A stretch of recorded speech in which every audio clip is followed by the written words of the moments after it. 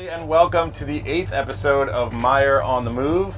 For today's episode, we're taking it on the water. We're playing with names, so maybe Meyer on the Float, or just Meyer on the Move, the aquatic series. And our special guest today is none other than Rachel Silverstein. Hello. From Miami Waterkeeper. Great to be here. Rachel, thank you for joining us. First aquatic guest. So she's the first aquatic guest. When we took the series from the community newspaper's studio into the golf cart, Mayor Suarez was the first guest to do that. So he was a little shocked to be the pilot episode, but you're now our pilot aquatic guest. So thank you for being a good sport about it. So Rachel, I chose you as our first guest for the boat series because I think without the bay, there is no boating, and quite frankly, I'm a big fan of the Biscayne Bay, the lifestyle that it brings to the residents, to myself, my children. We get out on the bay, we like to fish, we like to go to the sandbar, but the bay is a bit in trouble, and you are, the way I see it, at the helm of no pressure at all, Rachel. But you're at the helm of that. So, could tell us a little bit about Miami Waterkeeper and your mission statement and what you guys are focused on doing. Yeah, no, and I so appreciate you having me and wanting to talk about the value of Biscayne Bay, which is really what makes Miami Miami. And people live here because of the lifestyle, because of our beautiful water, our beautiful environment. And in the real estate industry, one of our three major pillars of our economy here in Miami, really tied to the water. We have a lot of high property value properties that are on the water. People want to live near it, see it, experience it, be out on it, as well as tourism. About 80% of tourists that come to Miami go in the water when they're here. And the other pillar being agriculture that needs fresh water to be able to produce a lot of the food that we eat. That's central to Miami's economy too. So at Miami Waterkeeper, we're really working to protect the water you love. We are doing all sorts of activities and tackling a lot of different pillars. So we focus primarily on, of course, clean water issues. So everything from the Everglades out to the coral reefs and everything in between. And the urban part of Miami-Dade County, sort of the filling of the Oreo between the water that's coming from the Everglades, reaching Biscayne Bay, and then going out onto the reefs. So it takes a lot to tackle this. What is a massive doesn't cover it. This is a colossal challenge. Yes. It's the earth we're talking about here, right? So you have to work with multiple municipal governments to get everybody together and on the same page to pass ordinances both on the local, county, city, municipal level. What are the different organizations that are involved in this process, and what does that challenge look like? Great question. It's incredibly complicated. We work with every level of government: city, county, state, federal. And then we also work with stakeholders in the nonprofit community members who have homes here, or who are visiting here, or who are affected by flooding. Even if they don't live anywhere near the water, they're still either having an impact on the water or being impacted by sea level rise and flooding issues, or water quality issues more generally. And Miami has a particularly complicated government structure. So we have 34 cities within Miami-Dade County. And Miami-Dade County acts like the city in some places around Miami-Dade County that doesn't have a city government. So they call that UMSA, or the Unincorporated Municipal Service Area, which I'm sure you're familiar with. Yep. So not only do we have to coordinate between all of these 34 cities, but then also get them to coordinate with each other and with the county and with the state government. And we're looking closely at how all those governments intersect and how they all work together. One example of how this gets really complicated is in the stormwater permits that cities have to operate their stormwater systems. And stormwater is one of the primary pollution sources for Biscayne Bay, and for anywhere where there's a stormwater system. And stormwater is really any water that falls on the ground that isn't absorbed into the ground, and it runs off down the street into a drain, and then the drain carries it into a canal or to Biscayne Bay. It's just moving along, funneling down, and ultimately back into the bay here. Yes, exactly. And it brings with it everything that's on the street. Chip bags and styrofoam to We were talking about that pet earlier. waste. We were talking about that earlier. I Yeah. live on the canal, and we have a storm drain Yeah. outlet at the end of our canal, and you know, I'm seeing Doritos bags and Swisher Sweets, and I know it's not people throwing them in the water; they're just throwing them in the street, and they go into the storm drain and out into the. So And that's critical to understand that everything that happens on the land, especially here in Florida, is connected to the water. So everything, any chemicals you're putting on your yard, anything you're jumping down the drain, what you're washing your car with, what you're painting your house with, is all going down the drain or into the groundwater where it's being carried into Biscayne Bay. So everything, all roads and pipes lead back into the bay. Well said, yes. All roads and pipes Exactly. lead back to the bay. And it's even more than that here in Miami too, because we have this Swiss cheese rock that makes up our foundation. Yes. And it has huge holes in it, and so the water can move really easily through our geology, our earth. So if any water with any kind of contamination in it or chemicals get put on the ground, it sinks into the water table, and it's basically like an underground river moving towards the canals into the bay, underground everywhere, even under the land. Unreal. So it's very easy to contaminate the waters around Miami-Dade County because of the geology that we have here. So I've seen a lot of reports that say that, you know, the bay is at a tipping point, that we're getting to a point where it may not be reversible. What's your take on that? And do you think we can get that you know, do you believe we've reached a tipping point? Do you think our best years are ahead of us? I know you're doing a lot of research. So like, what's your stance on the status of the bay now? So we've definitely reached a tipping point, but I don't think it's irreversible. And the tipping point was in 2020 when we had this massive fish kill in Biscayne Bay. And this was something that Miami Waterkeeper and scientists had been warning were going to happen for years based on what the data was telling us about what was happening in Biscayne Bay. And then all of a sudden, overnight, 27,000 fish and other wildlife died because they ran out of oxygen in the water. And so fish need oxygen to breathe just like we do.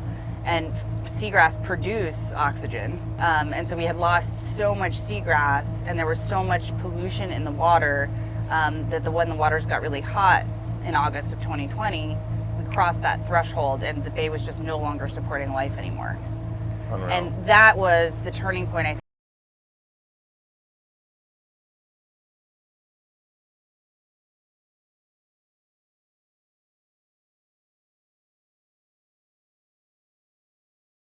The first few months of COVID, when the waters were really quiet, I remember.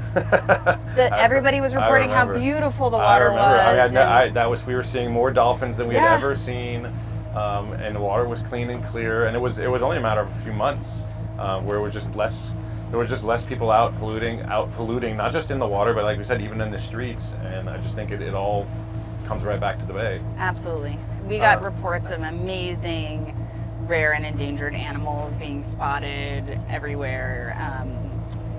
2 small-toothed sawfish that had never been filmed together in northern Biscayne Bay were filmed out of someone's balcony window swimming together. Manta rays doing flips at the seawalls. I mean, it's really spectacular what is there that we don't realize the impact that we're having on the water all the time. So if we can reduce our impact and fix some of these infrastructure issues, which frankly, not even for the sake of the bay, but for the sake of our future ability to live here in Miami, we're going to have to upgrade a lot of our infrastructure. We're going to have to get rid of septic tanks. We're going to have to deal with the vulnerability of the nuclear power plant where we get our power from that sits on the shore of Biscayne Bay. All right, so let's take it a little back and get a little bit more personal. I want to know just a little bit more about Rachel Silverstein. You grew up in Miami? I grew up in San Diego, California. San Diego, which I'm headed to in November. The Nice. Campus Retreat will be in San Diego. It is a delight. I'm very excited. I have not yet been, and there's about 2,500 real estate agents that are going to rain down upon San Diego. Man, watch out, San Diego. Watch out, San Diego. November is going to be a big one for you. So you grew up in San Diego, and tell us a little more. How'd you get here? How'd you get into water preservation and activism? My husband makes fun of me because he says I'm the only person that he knows that is doing the job that they said they would do when they were, 5 years old. So I always said I was going to be an environmentalist, and I got scuba certified when I was 14 with my dad. And the first time I saw a coral reef, I was like, this is it. This is what I'm doing with my life. I was hooked. So did nerdy like marine biology summer camps and stuff. And That sounds amazing, actually. And then in graduate school, in undergrad, I volunteered at a coral reef genetics lab where I ended up doing my undergraduate thesis and raised money to go to Australia to do research there. My undergraduate thesis advisor at Columbia came and took a professorship at Miami, and I came down to study with him here, and we studied the effect of high temperatures on coral reefs, which turns out this summer to be an extremely relevant topic, but not anything I ever thought I would see, certainly now on the reefs, where we are seeing epically, like record-breaking doesn't even cover what's going on in the reefs right now, and what we're seeing, and it's beyond anything that any coral can survive. And we are... But I mean, what can we do about temperatures to save the coral? That sounds out of our control. So it's definitely a global issue, but it's climate change. It's this trend of high temperatures in the oceans and changing the actual chemistry of the ocean, making it harder for things like corals to survive because it's becoming slightly more acidic. So we're really seeing the whole ecosystem just disappear in a matter of weeks that has been here since like the dawn of time. And that is just like the fish kill in Biscayne Bay, that should be a wake-up call for us that we're pushing the system beyond the place where it can support these kind of really unique places like coral reefs. I want to talk about what people can do to make a difference. Obviously, giving financially is always the top tier of anything you can do for any organization, and we really encourage that.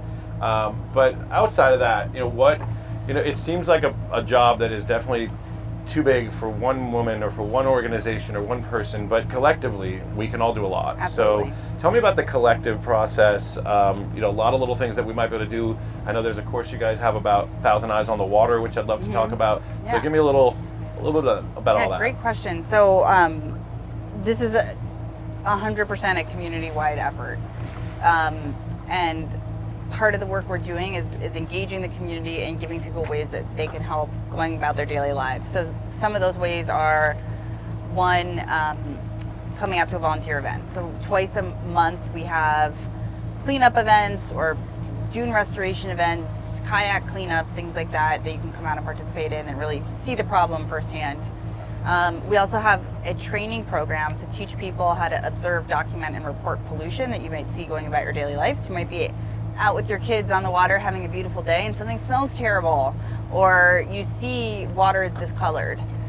You may not know that that's a problem, or you may not know what to do to report it. And if you report it to the wrong place, they may just ignore the report and never get back to you. So we sort of triage the pollution reports people are seeing, and we teach people what information we need.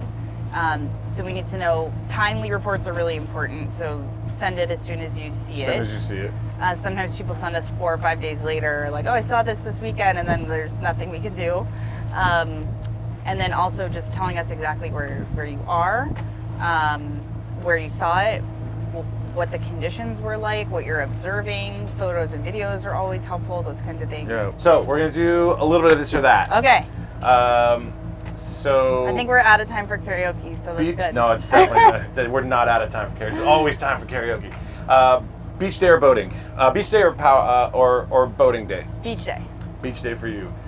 If it's a boat day, sailboat or powerboat? Sailboat. Sailboat, nice. Do you ever get out on a sailboat? Yeah, it's super fun. We went on a little like Hobie Cats, little really small ones, with the kids, and they all got splashed, and it's really fun. There's a company called Salty Miami that leaves from right here. Well, the only time I've ever been, I've been on a sailboat twice, but never with the sails up. so just puttering around on the sailboat. It's just nice to be like the quiet on a sailboat, and you can just hear the water and see more animals. And I'm more of just a powerboat, cruising boat kind of guy. But, yeah. You never know. So, I mean, you do diving, you do snorkeling. For you, snorkeling or scuba diving? Scuba. Scuba for sure. You want to go deep. Sure. You're going all the way in. All scuba. Sunrise or sunset? Ooh, good one. Probably sunrise. Tough one for me. I have to say, for me, I love a good sunset much more. I think for me it's epic, but I do a sunrise on this boat all the time. Oh, that's so nice. Like a lot of times I'll bring the boat to work, and what I'll do is I'll get up before it's bright and tinker out and we hit the bay just as it's cracking on the horizon, do a sunrise, and then we're at the office by 7:30. 2 hours before most amazing, people, right? get a whole bunch of work done, and then You feel like you've really accomplished a lot if you're seeing the sunrise on the water. and then you have something to look forward to, because Yeah. at the end of the day you get in your boat and take it home, and it's like, and it's just like, what a great way to start. Living the day. Miami dream. I like it. It is amazing. I'm not gonna lie, we're very blessed. That is awesome. So to beat the heat, what are your favorite Miami spots to beat the heat? What do you do? AC's Ices or Walls ice cream. or Balls ice cream? Going ice cream. Going ice cream. Sorry, Ace. He doesn't watch this. Don't worry. The ices are amazing as well, though. It's a tough one. All right, gonna shift gears. We're gonna shift gears a little bit here, and we're gonna do something that Rachel really doesn't want to do. She does not. I'm rejecting this. She does not as a want concept. to do the carpool karaoke, but I just want to save your audience's ears. so we're gonna give you your choice of karaoke Oh my song. God. What song would be? You've had 3 glasses of wine and a shot of tequila, and not at the moment, but metaphorically speaking. I've talked And to somebody Jamie about hands you a this. microphone. What is your jam? Oh my God. This is brutal.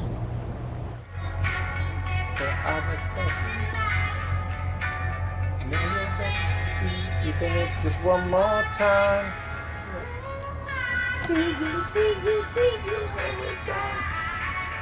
And know my eye. You know all the words. I like your style. Ooh, you make me wanna cry. Dance just one more time. And they say, dance for me, dance for me, dance for me, oh, oh. I never seen anybody do that thing you do before. They say, move for me, move for me, move for me, hey, hey. All right, that'll work. Thank God. That'll work. Thank God that's over. You're gonna lose a lot of followers after that. No way. We don't lose followers. We only. They're gonna be like, oh, that was painful. All right, so as we wrap, I want to do one last question, and Okay. it's a question we ask most of our viewers. It is just to give us a little something special that people maybe don't know about them, or maybe, I don't know, a guilty pleasure, a secret, a new, fresh, an announcement you haven't broken, something fresh and new that would be only for our audience, other than the fact that you do not like, but aren't as bad at karaoke as you say you are. I used to live in the biosphere. How's that? You used to live in the biosphere. What does Yeah. that mean? Tell our viewers what that means. Like the movie Biodome, it was a real thing, and it's in Arizona, and I spent my semester abroad out there at the biosphere. Did you? And I scuba dove in the fake ocean inside the biosphere. How big is that? It's like 2 or 3 swimming pools, but it has a little like faux coral reef in And there. how long did you live there? Semester. And tell me about that. How many people? What's this like? This is like crazy. I have a lot to say about the biosphere. It's pretty crazy, like a cult. There's a new documentary on Netflix about it. You should watch it.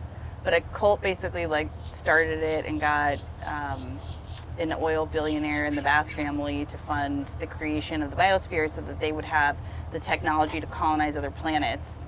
Wow. But it was kind of a crazy experiment gone wrong because the building wasn't really ready. And it was supposed to be sealed up for 100 years, and then they were going to rotate teams of scientists, and it was half cult members and half scientists inside the biosphere. There's a documentary about this? Yes. What's it called? I think it's like Biosphere or something. Biosphere. Biosphere 2, because Biosphere 1's the Earth.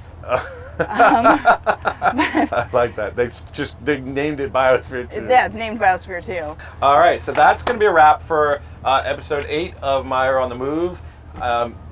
Truly appreciate you taking the time This to was come a lot out. of fun. I'm a big fan of the work that you do. We recently attended your State of the Water, what do we call that, sunset event that Yeah, we did. awesome. And we're looking That's forward so great.